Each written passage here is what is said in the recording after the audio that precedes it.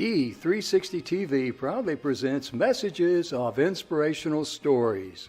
Live streaming now to millions of devices, including Roku, Apple TV, Amazon Fire TV, Android TV, YouTube Live, Facebook Live, with your host, Donna Guinwa, producer and host, Jim Grant, producer and host, along with Michaela Vidal, administrator and host, and Gaia Guinwa Balconi Wada, editor-in-chief.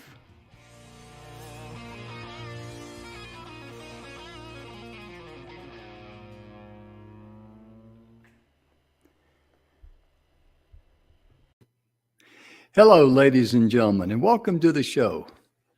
The Messages of Inspirational Stories is proudly brought to you by the good guys over at the Hometown Good News magazine. We're very excited that they become a part of our show, and it's going to be a great magazine. They're putting together some articles, and I had the honor and privilege of writing an article on behalf of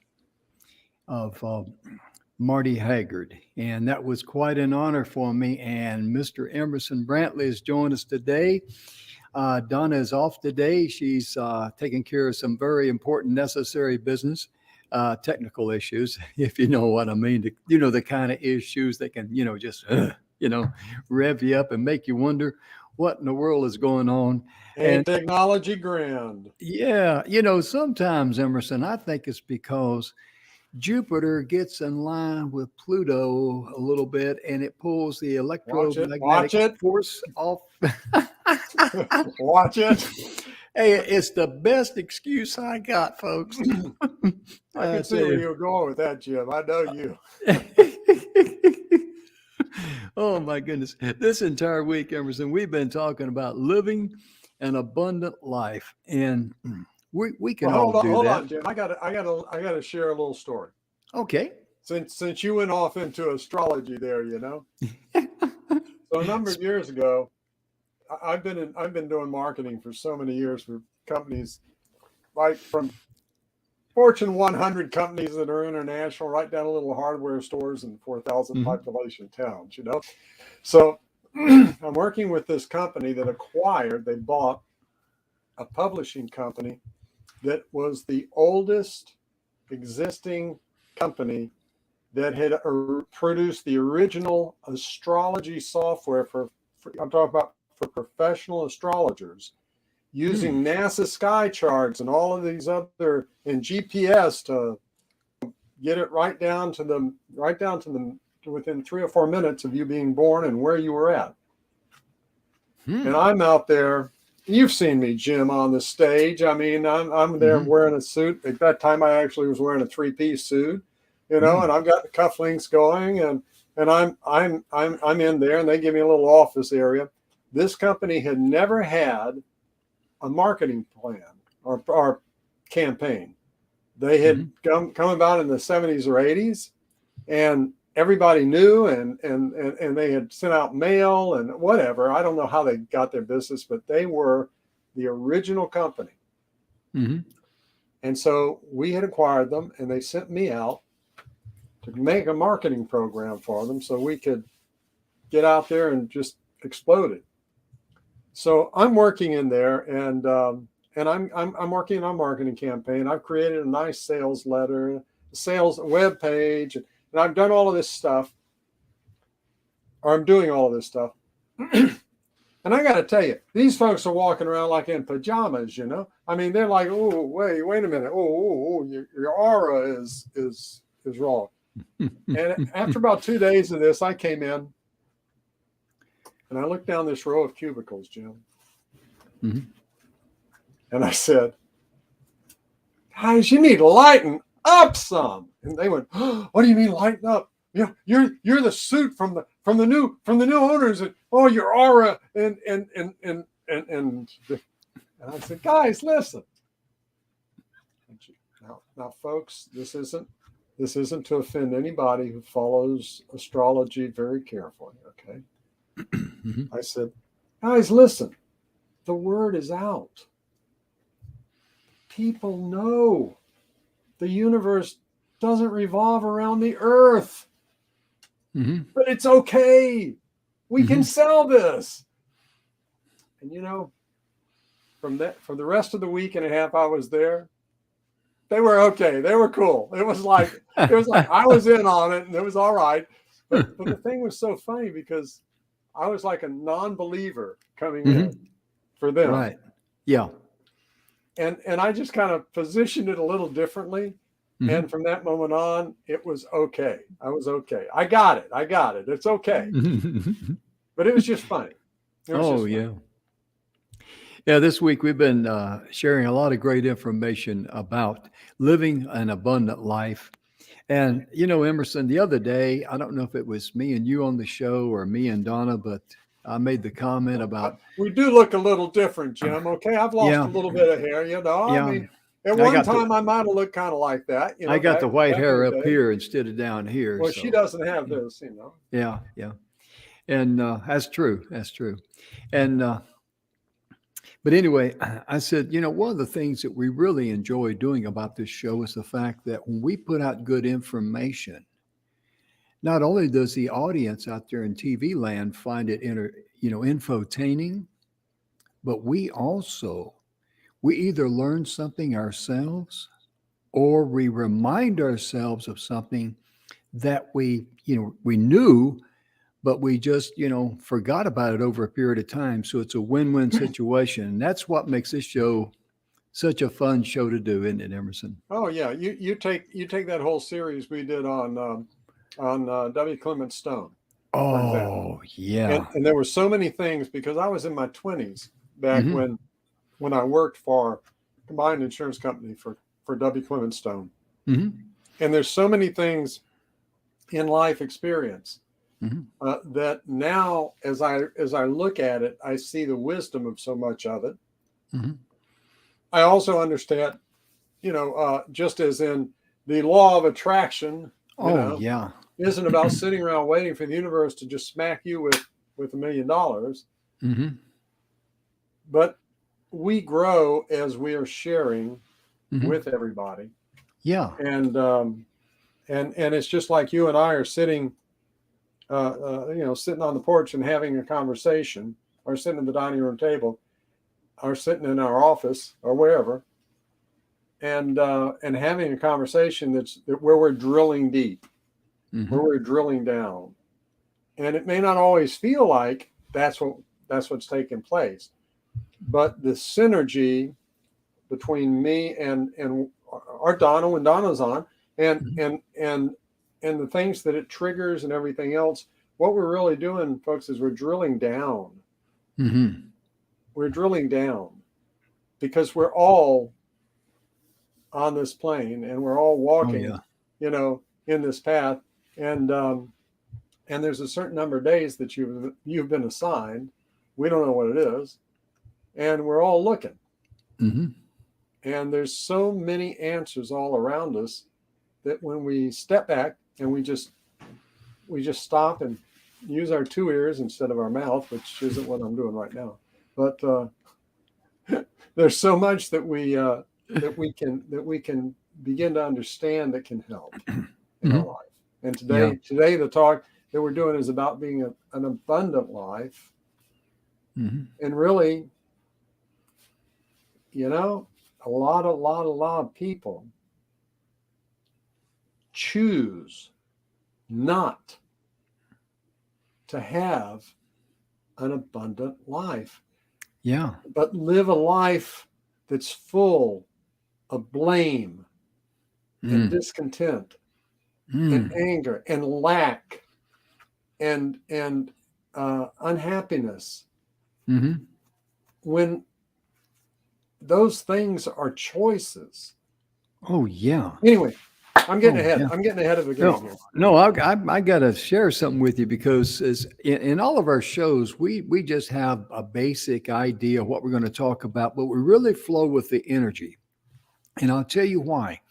The energy that comes from above is, and I don't mean this in any kind of a negative way, it's just a fact. It's a lot more knowledgeable of what you need to hear rather than what we can conceive and believe that you need to hear.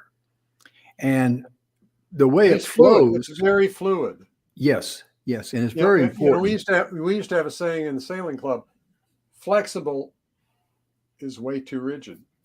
Mm, Flexible is I way like too that. rigid. We need to be willing to make that flow, and that's true in every aspect of our life. Because Yes. life, maybe it's never happened to some of the viewers out there. I don't know, but life can throw us curveballs Oh, yeah. that we just had there was no way to see them coming. Yeah. Sometimes you feel like someone yanked the carpet out from under your feet, and And you were on a flying carpet when they did. other times you feel like a rag doll in the mouth of a dog when they turn you loose. You're kind of like, what? What was that? And But then the we were, dog gets swallowed by Jonah's whale. oh yeah, oh yeah. And Donna and I, we were on a summit and we were talking, and I was on. We spoke individually, but we're on the same summit. And I was talking, and there was live conversation coming in. And this young guy made the comment, well, the reason why I haven't been able to succeed, and I'm just kind of like paraphrasing the words, because he said, I don't have any money and I don't have any access to money. And see, that is a story that we build up in our minds to help us self justify why we have never pursued a path or went down a path or been able to improve our life. And I told him, I says, well, I grew up on a farm in North Carolina. I was born and raised in Shelby. And the first 13 years of my life, we lived on a farm. I mean, Dad had a small farm. It wasn't big, but we grew cotton and corn. And we never had much money. In fact, I didn't know we were poor till I went to town. You you know know? what? That's so true of so many kids, though, Jim. Yeah, yeah. You grow up. What you know is normal is normal. That's it. Hmm. And that's Yeah. it's true. It's true to the good. It's true to Hmm. the bad. Kids who are in an abusive home, they just Hmm. assume that's the way every kid's home is. Yeah. Kids who are in a loving home, they assume that's how every kid's home is. Hmm. It's not. It's the until kids get to a certain age, they Hmm. don't know that Right. these 4 kids in their class got a bicycle and they didn't. Hmm. So Yeah. growing up, I mean, and I'll share this. I'm going to share this, Jim. Sure. When my family made a big move from Georgia to Florida, I was Hmm. actually born in Florida, but then they moved to Hmm. Alabama and then to Georgia, and Hmm. so I was about 8. We moved back. True Hmm. story. We were camping out. They rented a place for about a month that somebody had taken a chicken coop. Don't worry if you've never seen a chicken coop; they're not very big. Yeah. You hadn't missed anything. You haven't missed anything. This one had a concrete floor, but they had taken a chicken coop and converted it into a little 2-room. I don't know what you'd call it. Efficiency. Shack. Shack. Hmm. It had a concrete floor, so it wasn't a dirt floored shack or anything like that. So we were dirt poor.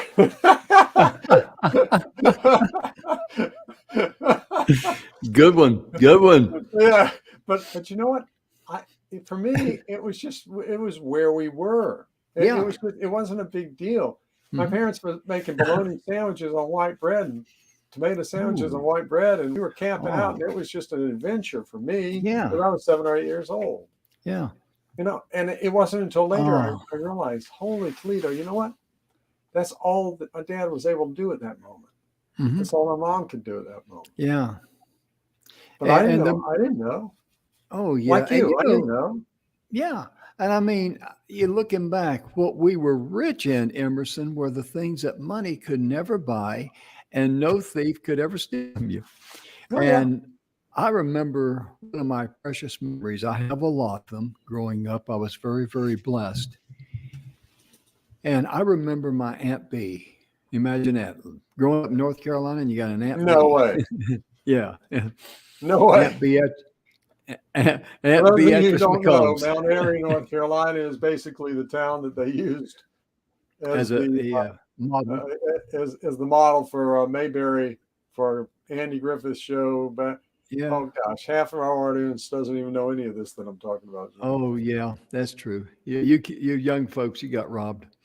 But anyway, uh, Aunt B would come over, and she could toast in a cast iron skillet, a black cast iron skillet. Oh my She could gosh. toast tomato sandwiches, and I'm telling you, those things would be delicious. I would love for her to come over and take an old cast iron skillet and grill up, however she did it, because she always blended it with hands of love. That's the secret ingredient that no Was food it was manufacturer. it just bread and tomatoes? What else was on it? There was lettuce Cheese, in some there, but ham? cheese. Yeah, she would make. Yep, definitely cheese. Yeah, but I don't really remember all the ingredients. I remember cheese with tomato and some lettuce in there, but the way that she would golden brown that white Oh bread. yeah. Oh man, and it wasn't soggy or anything like that. It was No, just, anyway. Thank you so much for being with us. We're going to go out it and had have all the tomato basic food sandwiches. groups in it, Jim. Yeah. White flour, grease, and And handmade with hands of love. That's a that's secret right. ingredient that really, all moms and grandmothers who are great cooks, aunts and whatever, they always prepared their food with the hands of love for their family. And that is so Very true. very important. And My today, mother and dad died 5 weeks apart, Jim. hmm, I was about 26 when they died. wow. So all of you folks who have elderly parents, we just lost my wife's mother, who was just a month shy of being 92. Bless her heart. So as much of a challenge as it is, and as difficult as it is, there's something about being able to have them around through your life that's magic. Yes. It was magic for me that I ended up having a second and a third family where they basically adopted me, not as a son-in-law, but as a son. But yeah, I mean, cherish it. Just cherish it. Oh, yeah. It's frustrating as it can be sometimes, but resist the temptation to treat them like children at that moment, and recognize that if we use our two ears and our one mouth, we can get a lot of wisdom we don't have to suffer through in order to learn. Absolutely. And I'm just going to read one little quote here. We got to get and cover a few of the holidays today. Oh yeah. But in the book that we're showing down there, The 7 Levels of Truth by Mr. Bill Heinrich, I'm just going to share a brief message here in the 7th chapter of Living Abundantly.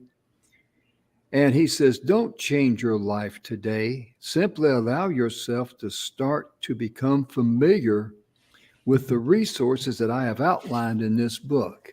And that is some great advice, because so many times when we want to change something, we just want to jump right in there and start throwing pieces this way and that way and then replacing parts. And Bill's, what he is saying there is do it with a relaxed attitude. Just, it's kind of like losing weight. Yeah. You see some of these ridiculous ads and all that. And when I first came out of the hospital, I weighed 172 pounds. And even though I wasn't heavy, but I was heavy in some of the stuff I need to get rid of, which would also reduce some of the cholesterol in my body, which would be, fat around my tummy. Yeah. That's a good thing. And so I decided, well, I'm going to do it gradually, give my body a chance to adjust. And I'm not going to pick a number. I'll let my body pick the number, because my body is more capable of doing that than for me to flip a coin and say, okay, I want to weigh X number of pounds. And I'm down now to 155. And I don't think I'll get any lighter than that. But if it does, it does. If it doesn't, so what? I'm not going to say, I want to be 150 again or anything like that, because that's putting way too much undue pressure on you. And I use that as an analogy because, ladies and gentlemen, too many times we put too much pressure Honest, it reminds me, Emerson, I don't know if I've shared this with you or not, but one time when I was an overly intelligent teenager, about 13, I got to tell people I was a kid in the 50s and an overly intelligent teenager in the 60s. We're going to church one Sunday morning, and I That asked was my back when mother, you thought your dad was probably the dumbest man in the world, and it was 2 or 3 yeah, years before you recognized how much he had grown, right? that's right. Yeah. In fact, I was about 13. That was about almost about 12 years before I realized how smart he was. How And much he had grown over those years. yeah, I mean, amazing. The light bulb went off and dad was at home. And I remember we were riding towards the church building and I got this, brilliant idea in my mind. I said, hey, Mom, when we sing in church, do we sing because we're happy or do we sing because we have to? And she looked at me and she says, in your case, sonny boy, you will sing because you have to be happy. That's right. That's Mom, right. Mom's always had a way of taking the slack out of the chain. That's And right. and on the national today, today is National Lasagna Day. And that's a wonderful dish. I love lasagna. I really do.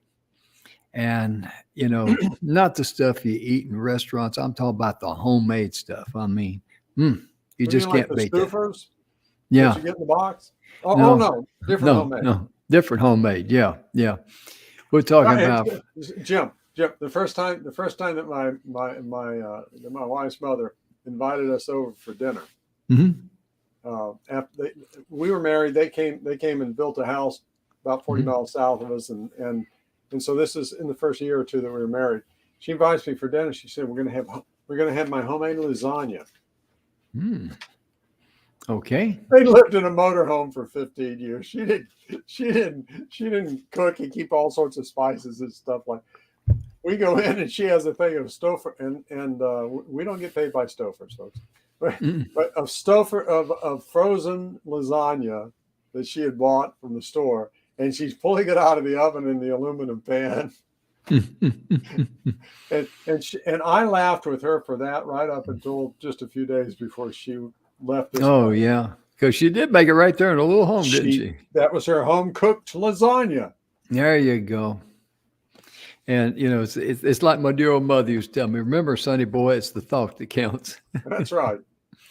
And if And, you don't like the thought, go make your own. oh, yeah, absolutely. But And, you'll be thinking about it the whole time. mhm. Also July the 29th on this Friday, this is the day that they recognize the National Challenge Champions and Heroes Awareness Day. And excuse me, folks, I've been eating peanuts and I got a few things that are stuck in my throat, so I apologize for that. When it comes to recognizing people who have they've been handicapped to some, and I hate to use that word handicapped, but people that Experience challenges that they weren't expecting. yes, Or maybe exactly. they were. Maybe they grew up with the Mhm. challenges. Yeah, they're challenged and they overcome the challenge. And it wasn't until 2015, and this is pitiful, 2015, that Dr. Robin A. Lococo, I guess you pronounce it Lococo. If I mispronounce your name, Doc, I apologize, but I have a degree in mispronouncing words correctly the first time. But what I'm saying is that it took him to 2015 before the Challenge Champions and Heroes was founded. Mm. And he wins the presidential award in 2016. Excuse me, she won the award. Dr. Okay. Robin Lococo is a female, and she wins it from the former president of Ethiopia, Germa Goras. It's an excellent service award, and she wins another award in 2018, the Presidential Lifetime Achievement Award in 2018, and in 2019, the day is founded by Robin in memory of her sister, Deborah Main, who died from cerebral palsy when she was 3 years of age. Mm.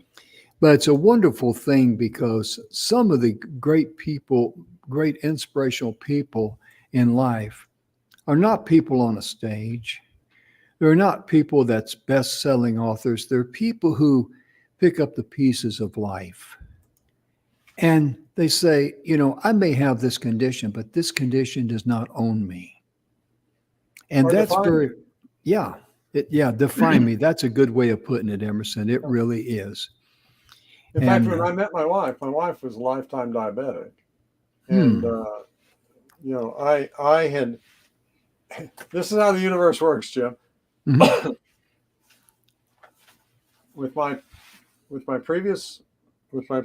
first wife, Mhm. I helped prepare her master's papers Mhm. because I was a very, very early adapter on the internet. Mm. And so I was going to bulletin boards. I was going to you didn't have a Google and things like that back Mhm. then. Right. But I was doing the research and I was putting together the information for her master's papers.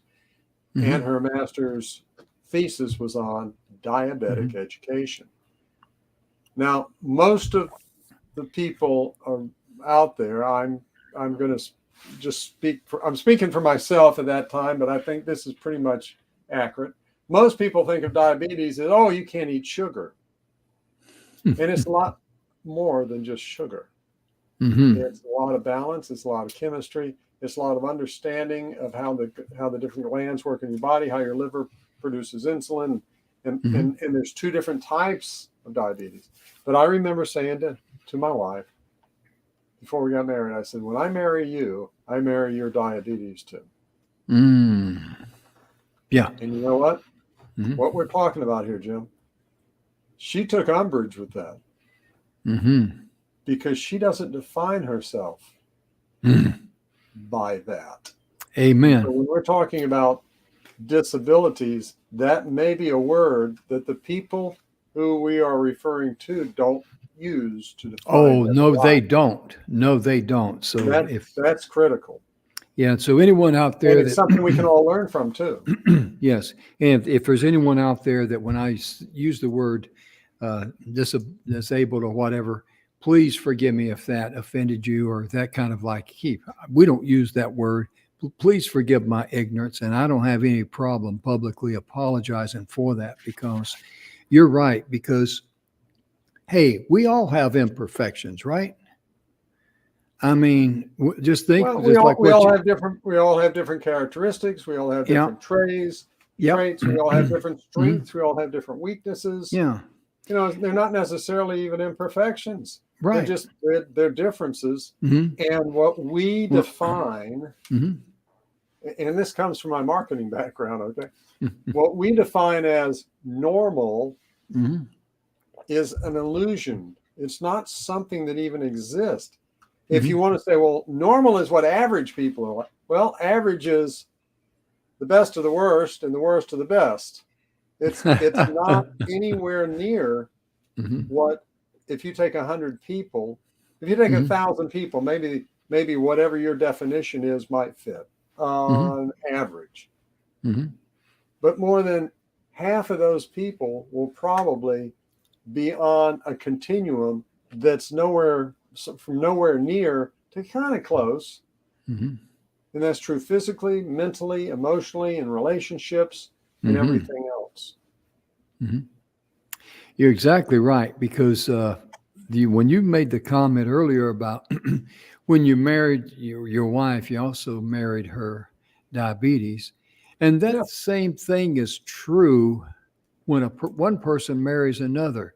You marry all of them, every bit of them, Yes.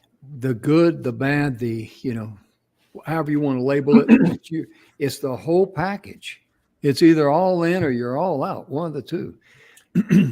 Well, and honestly, marriage is one of those things that's another whole topic of discussion. Mhm. But for many people, they don't see the need to make it legal, to be married legal or whatever. And their commitment may be just as strong. Mhm. Your That's true. commitment isn't defined by the paper. Mm-mm. Not at Your all. commitment is a commitment that you're making with your heart.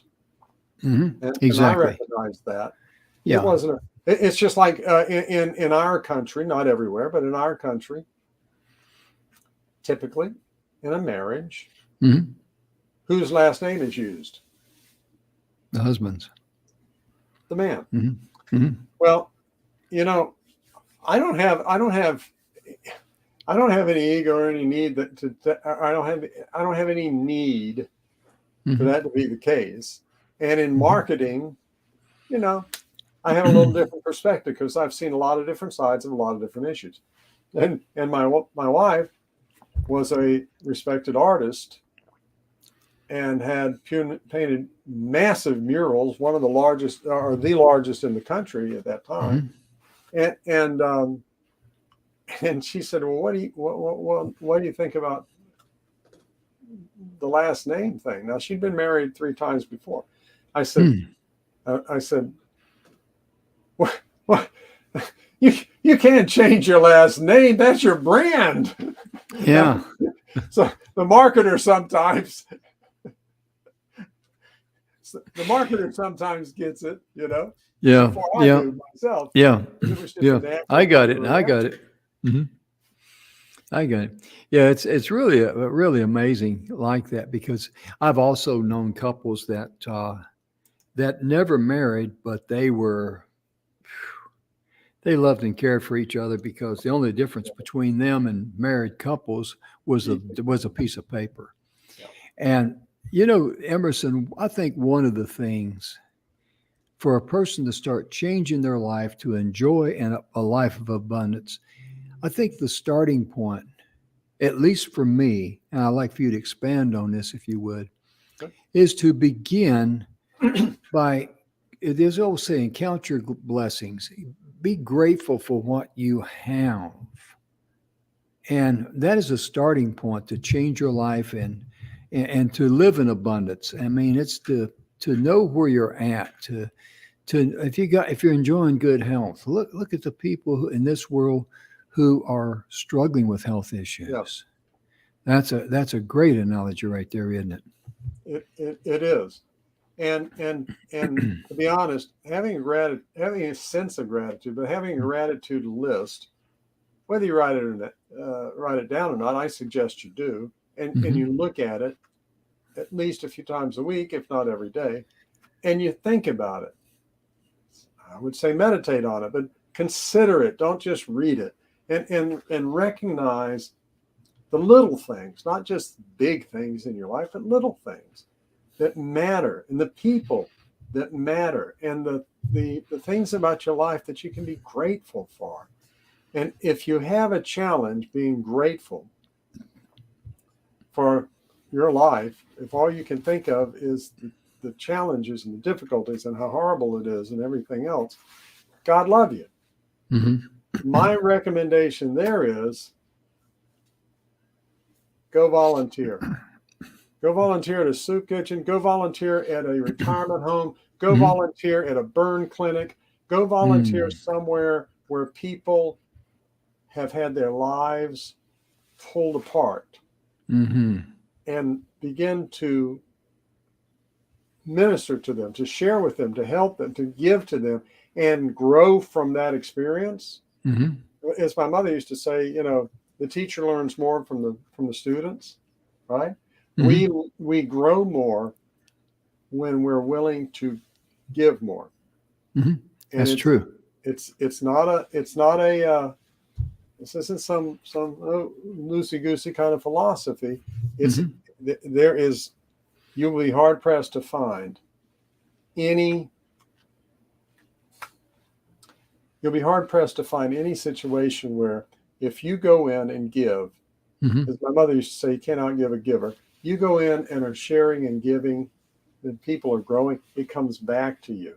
Oh yeah. It empowers you. It enriches you.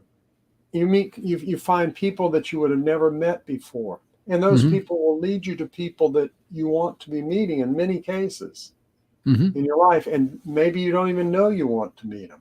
Oh, There's so many nuances to, and scripturally it says, if you cast your bread on the water, it returns after many waves.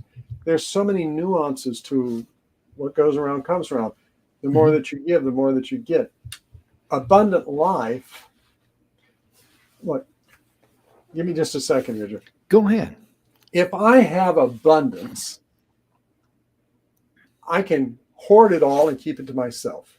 But that's not an attitude of abundance. That's an attitude of fear. Of I may not get it. It may be taken away, or maybe the economy will change tomorrow, or maybe someone will break in and take it, and I'll lose it. That's not abundance. Abundance is recognizing I'm okay. And regardless of what happens in my life,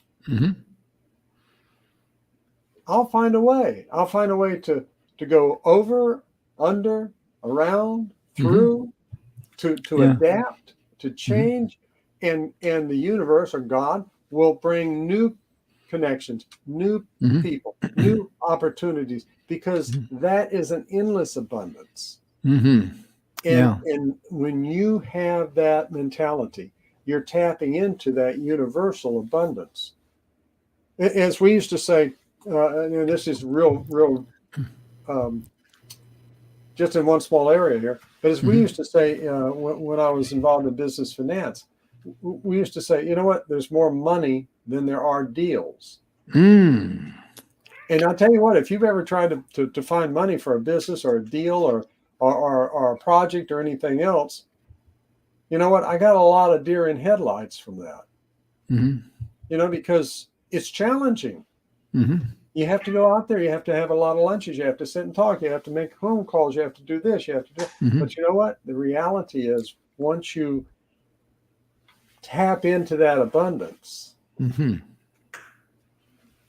you have people lined up who want to fund what you're doing.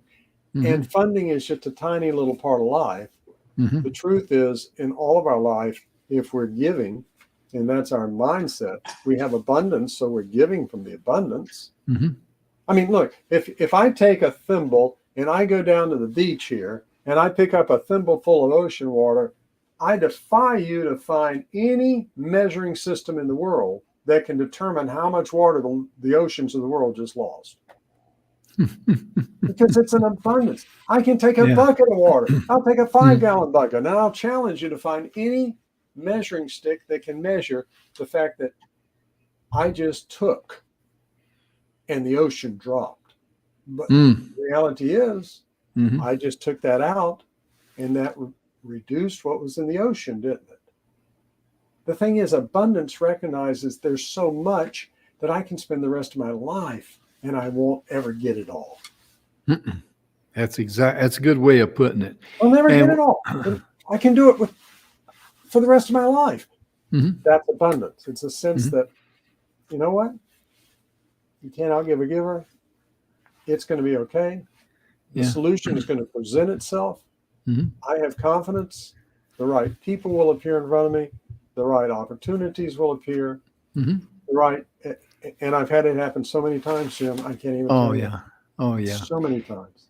It's kind of like Napoleon Hill and W. Clement Stone wrote in the book, The Success Through a Positive Mental Attitude. Get my tongue going here. They talk about how little hinges open big doors. And that is a great analogy to look at, because it's the little things in life that you do to help others that will open the big doors of abundance to come to you. And, you know, I kind of get a chuckle out of people who think that, you know, they're the great I am. They got to take the bull by the horns and all that. Let go of the bull. You don't need that bull in your life.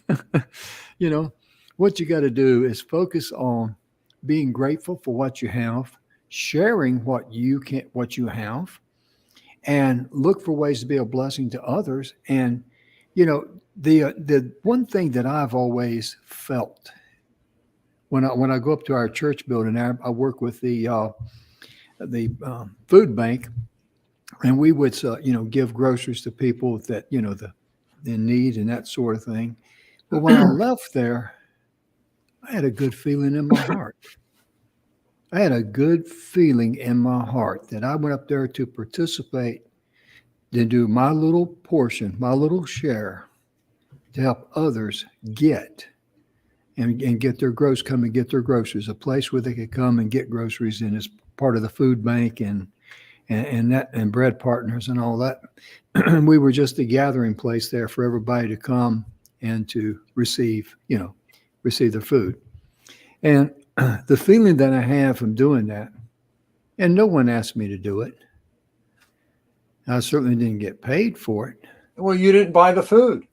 Yeah, and I didn't buy the food. No, what you were doing was giving of your time. Mm-hmm. What you were doing was showing that you cared. Mm-hmm. What you were doing was being the person who helped them with it. Mm-hmm. And Exactly. you were the face of it at that moment. And that giving is equally important. Mm-hmm. I mean, you have corporations, many times, not always, but in food banks I've been part of, you have corporations that will designate that when food reaches a certain point, it can go to the food bank. Mm-hmm. Now, their alternative, and unfortunately an awful lot of corporations do this, their alternative is to toss it in the dumpster. Mm-hmm. Oh, yeah. And so it's and in our lawsuit crazy society, I don't discount their reasoning for that. But I also admire the companies who say, you know what, we're going to pull this off of our shelf so that it can go to the food bank and it can help people. Absolutely. Absolutely. There's no good in a landfill. Not at all. Not and they also understand the expiration date on most food, much of the food. The expiration date isn't the expiration date like, abandon hope, all ye who open this and eat it. It's a safety date for a company. And the main reason that a company puts an expiration date on a product in the food industry, especially, isn't necessarily because it's dangerous after that. It's because it might not appeal to you as much after that date. And they don't want to deal with complaints. They don't want to deal with the problems and the things from somebody who says, I bought this and it was dry, Yeah. it was dry and your company should do a better job. Yeah. That's a lot of times why you have an expiration date. Yeah, they just want to keep up image and all that. And another thing, I don't blame them. Not at all. Not at all. Huh? Yeah, because you want to keep everything fresh, because that is an easy way for them to be able to keep their sunny side up with the customers, as you might say. And another thing about living a life of abundance, this is something that I did not do for a long time, even though I had read about it in the books by Napoleon Hill and W. Clement Stone. And that was to set aside a time and just stop and think, become a dreamer.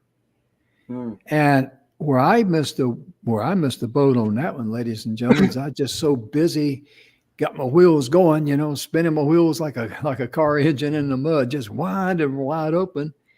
But sometimes you just got to stop, set aside a time to let the noise in your life settle like the dust after the wind is blown, and just think and be a dreamer what it is that you want to do with your life.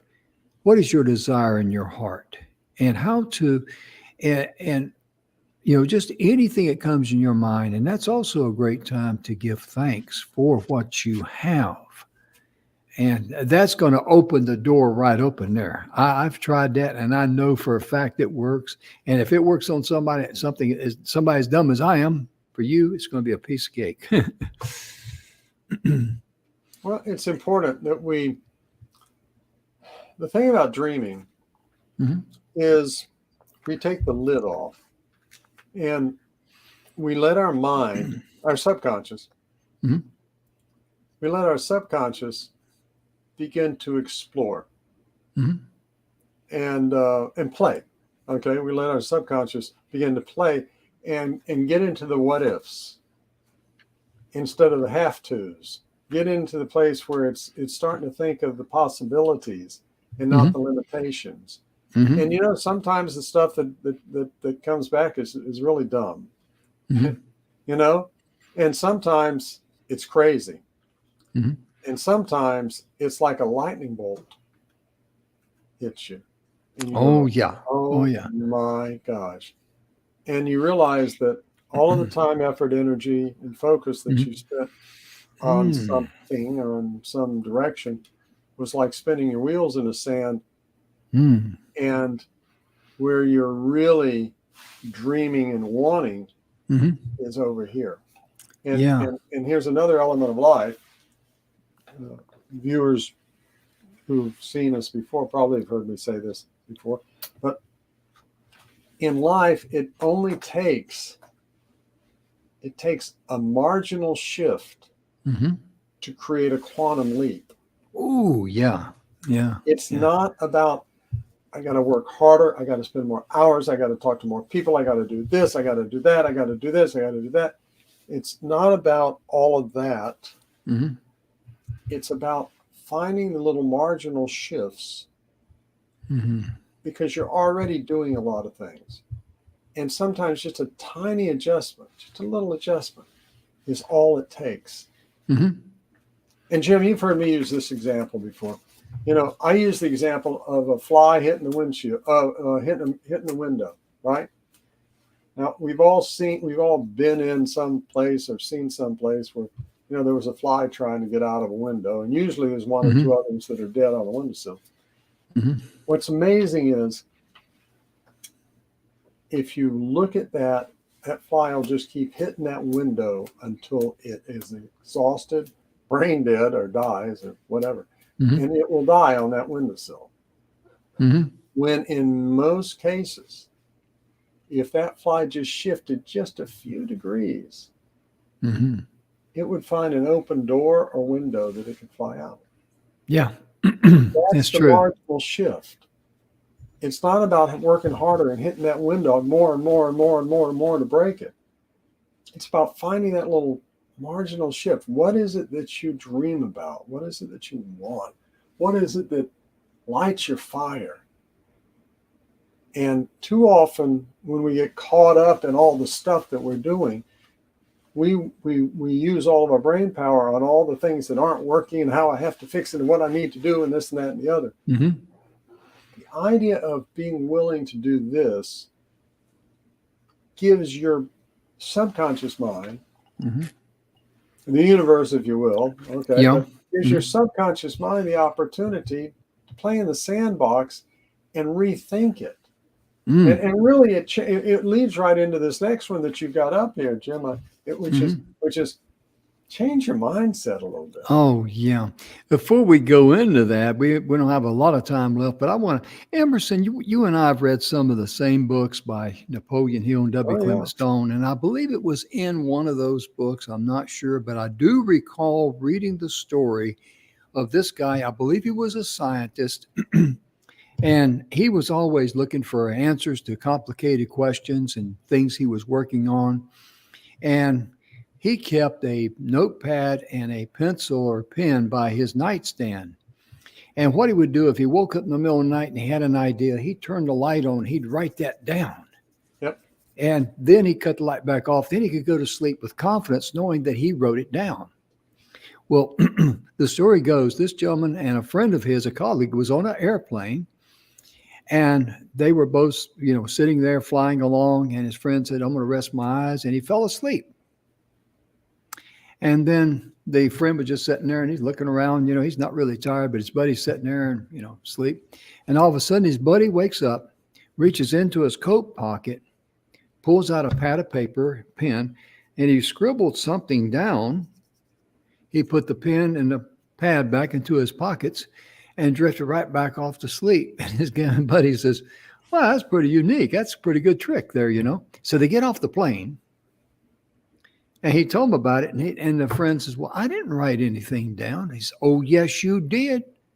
You woke up and you wrote something down. Check your pad you got in your pocket. He pulled it out and he says, oh my gosh, that is the answer I've been searching for with this scientific, complicated problem.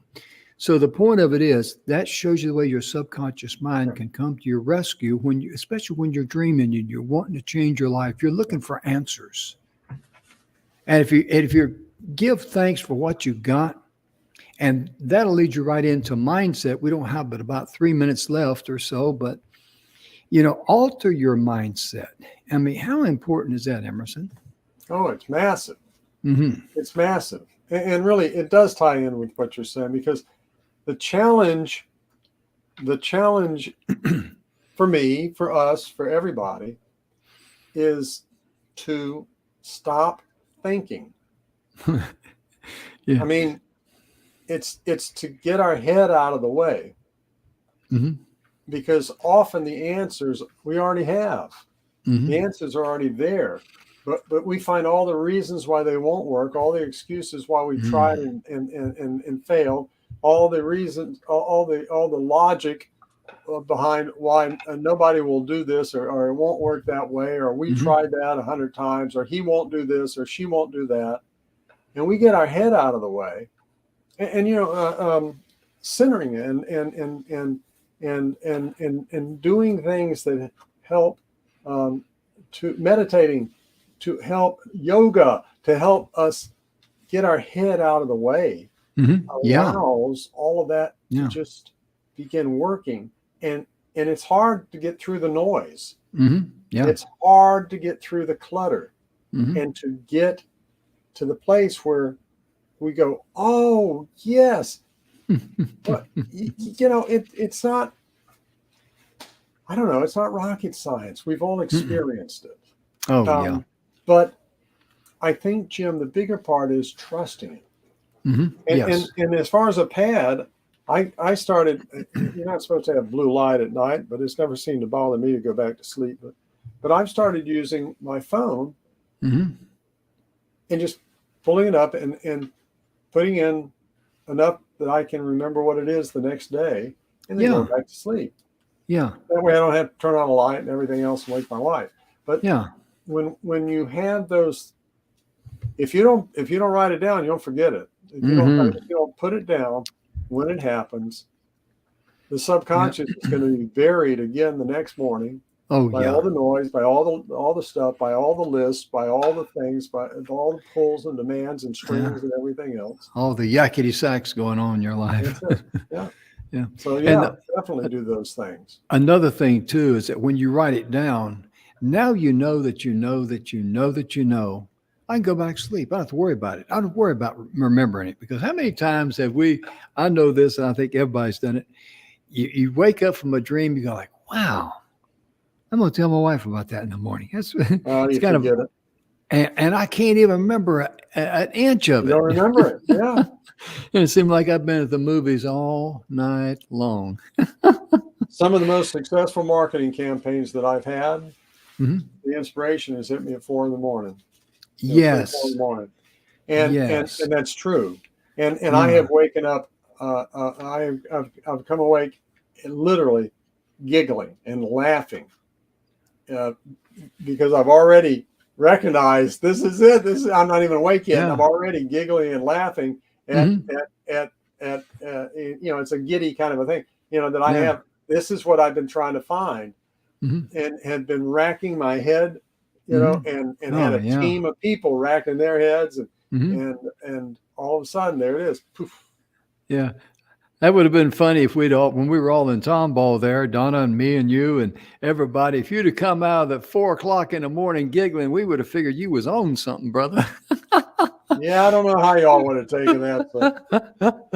But I understand that, because sometimes I wake up 3:30, 4 o'clock in the morning and my mind is clear. I got something on my mind. I got to get up. I've got to get something, got to get going in that direction, whether it's send out an email or write down something or add something to modify my list or whatever it is, just get up and do it. And I have learned if I don't, first of all, if I don't get up and do it, I'm going to sit there and tossing and turning and thinking about it too. Oh yeah. And most of the time, just the act of writing it down does the job. But sometimes you're right. I need to sit down and go in more detail than that, or take certain things, or check something, or pull a file out, or whatever. But take action. Take action. Absolutely. And most importantly, to give you the confidence that you can go right back to sleep, you can rest, and to know that you're in charge. And our show is brought to you by The 7 Levels of Truth, a book by Mr. Bill Heinrich, a good friend of ours. You can get it on Amazon, The 7 Levels of Truth. And the screen's kind of small there. But anyway, it's a great book. We're also brought to you by, let me see here. Where's it at? Here we go. Our Hometown Good News magazine. We're excited about that. Emerson's going to have an article in there. I'm going to have an article in there. And I had the privilege of being able to write Merle Haggard's oldest son, Marty, his life with his dad, write that story. I'm very excited about that. And our show is also, we recognize the charity of Healing Acres Never Again. This charity was created by one of our own here in our family, Charlene Fouts. Charlene experienced the full gamut of incest, rape, spousal abuse, toxic relationships and all. And so she started, her and some other people created the Healing Acres Never Again. They're redoing their website right now, but look at them on Facebook. It's a wonderful place, not only for women, but also for some men. And they're international, and it's a wonderful place for someone who is suffering from that type of abuse, and they're looking for a friend. I recommend the Healing Acres Never Again. And Emerson, tell them if you call, tell them that you heard it, that you're so happy that you heard it. And by the way, on our TV show, on this show, we're not even charging them for this. No. Let them know that you heard it on this show. That's not what this is about. It's so that they know that their word is getting out. Yes, absolutely. And we're very excited to work with them. And on behalf of Emerson and myself, we want to thank you for tuning in today. We sincerely hope that we've been a blessing to you. And for all you folks out there in TV land, be sure and stop by our YouTube channel, The Messages of Inspirational Stories TV show, as it's listed there on YouTube. And at any time, if you want some information from us or want to talk to us or whatever, please email us at inspiration@e360tv.com.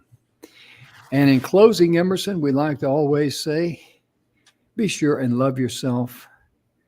Love yourself first. Give yourself grace. And remember that you're entitled to living a life full of love and abundance. You're that special. Aren't they, Emerson? Yes. You deserve happiness. There you go. Thank you much, folks. We'll see you next week. Have a good weekend. Bye-bye.